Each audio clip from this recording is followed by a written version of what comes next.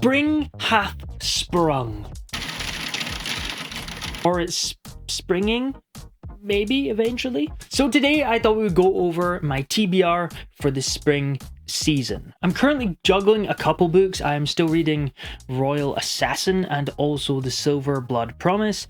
So first of all, I need to finish these. I am having an absolute blast with both. They are quite chunky books, so it's taken me a while to get through them, as well as the book club pick, which is Furies of Calderon, which is also a reasonably chunky book. I'm planning on finishing this either today or tomorrow. There will be a full spoiler-filled video of Royal Assassin, much like there was for Assassin's Apprentice. So it is coming. I know I'm slow. I didn't realize it'd been that long since Assassin's Apprentice, but it'll be worth the wait. I'm sure it'll be worth the wait. So, of course, in the spring, I do want to finish off the Farseer trilogy. I'm not going to leave as big a gap between Royal Assassin and Assassin's Quest, so I'm going to finish this even chunkier book and make a full spoiler-filled video on it as well in the spring season. I'll maybe have a wee bit of a palate cleanser, not jumping to it immediately, but I do want to read this pretty soon after. And from what I've heard, after the end of Royal Assassin, you do just want to pick up the next one, because I've heard the ending to this is horrific. So we'll see how long I can stave myself off before jumping back into this world. But I've been loving the Farseer trilogy. I can see why a lot of people don't like it. It is very character-led, the plot's very slow, and I believe that book 3 is very slow. It slows down even more because it's quite a chunky book. However, Fitz has become just one of my favourite characters in all of fantasy. And yes, if you watched my 5 feel-good cozy fantasies, I did recommend Assassin's Apprentice. It's not cozy. It was April Fool's. It's not cozy. I also do have a bit of a special plan for the Royal Assassin video, something I'm going to do around the release of the Royal Assassin video, and I'm really looking forward to it. So I've been kind of messing about with logistics with that in the background as well. So lots to look forward to. Next, we have The Spear Cuts Through Water, which is the Discord read-along pick for April. So this is definitely going to be soon that I'm going to have to pick this up. That's one thing I love about the book club, is it's making me pick up books that have been on my radar for a while and I've just not gotten around to reading. This is one that just sounds really interesting, and it's more the reviews and the reactions to this book that really have me excited for it. So many people say it's a really unique reading experience because of the writing style, but despite that, I don't see it talked about an awful lot on booktube, so I'm looking forward to checking this one out.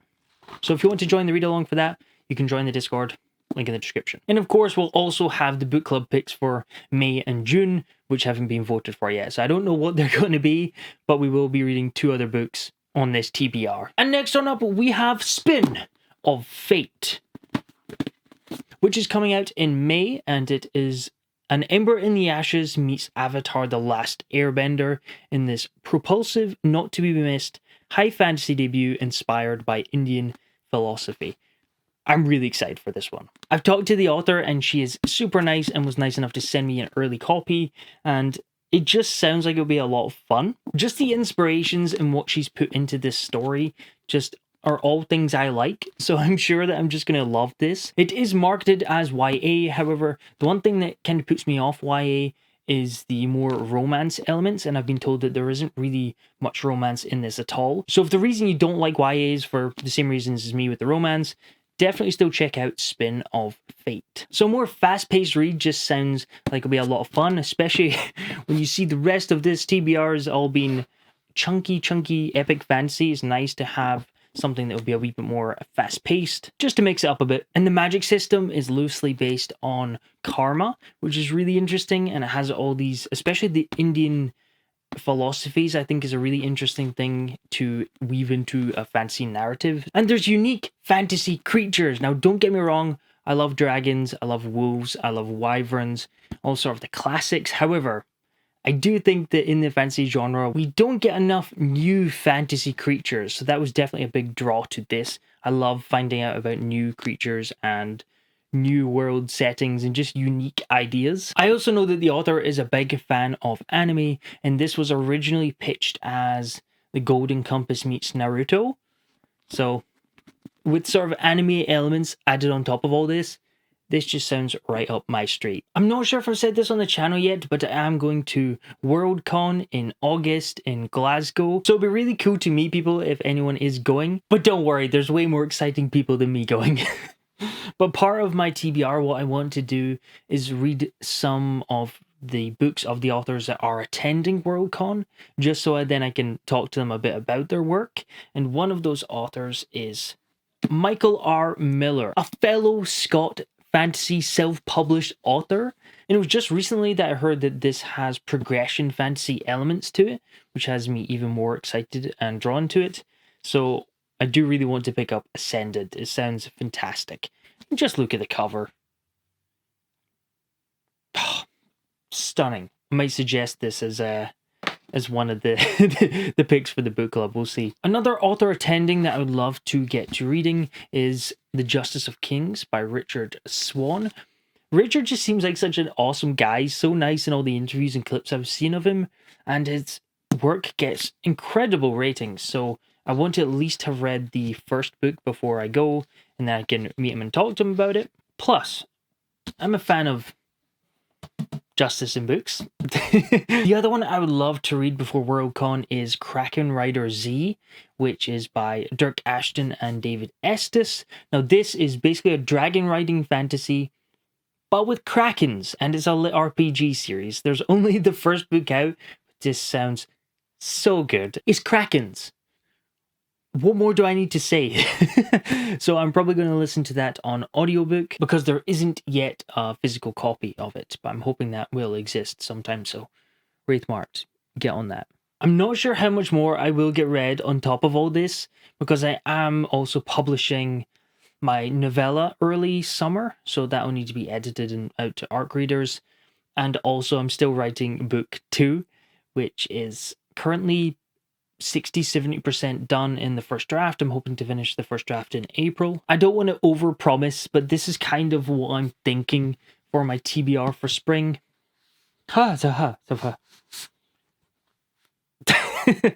Hopefully I will read those and also get onto some other books. I would love to either catch up with Era 2 with Sanderson or start the First Law trilogy. That's kind of my two others that I'm thinking I might get to. I'm just not sure I'd get to both. I'd probably have to pick one or the other. Part of me wants to just finish off Era 2 so I'm prepared for Stormlight, but I could also read them in summer, and I really want to start First Law because I've heard the audiobooks are really good, so I'll probably listen to it on audio. And as you can see, most of these are physicals, so I do like having an audiobook going on at the same time. So let me know, what should I prioritize? Should I finish off Sanderson, Mistborn Era 2, or should I just start First Law? But that won't be until after I finish Farseer. Either way, the main focus is Farseer. I also have a ton of indies that I really want to get to as well. This is kind of the physicals of what I'm thinking about picking up soon. So I might end up picking up... What I might do is I might do indie, trad, indie, trad, indie, trad. Because a lot of these are traditional published books, and I did say I wanted to read more indie this year. However, the start of the year has mainly been indie books. I think I've read more indie than I have trad so far this year, so far so good with the plan. Future Andrew here, because I thought it'd be fun to include some channel plans and kind of what I'm thinking for the spring season in terms of videos. So first of all, I'm going to start doing seasonal TBRs, a bit like this video, where I'm going to be able to update on not just what I'm reading, but also sort of writing updates, which I gave earlier in this video, and also video plans. These videos are kind of looking forward to what's coming up. And also the end of every quarter of the year, I want to do a wrap up and talk about every single book I read in that quarter. So the first one will be coming out at the end of April. Because I don't do just one book video reviews, I do think this is a good way for me to just include the books that I've been reading and be able to talk about everything without having to like jam it into a video of some kind so I can talk about it. But another reason is I want to change up some of the videos on the channel. Now there is going to be a book haul coming up. I will continue doing the new release videos, but I have a couple new series I want to try out as well. One being called the Fantasy Archive. The title's still in workshopping, I might change it, but the whole idea is to do a more researched video where I can look into a certain topic or in the history of a certain element. So I'm looking forward to doing more deep dive research videos into certain aspects of fantasy. I also have 2 other new video series I want to start. One will definitely be in spring, the other one might be a summer to get it up and running, but both are going out and filming, which makes it a wee bit more difficult because I will probably need someone else there with me to help me film, which makes it a wee bit more difficult than just sitting and filming here myself. But the idea is going to be so fun. I'm really looking forward to it. I think it's really...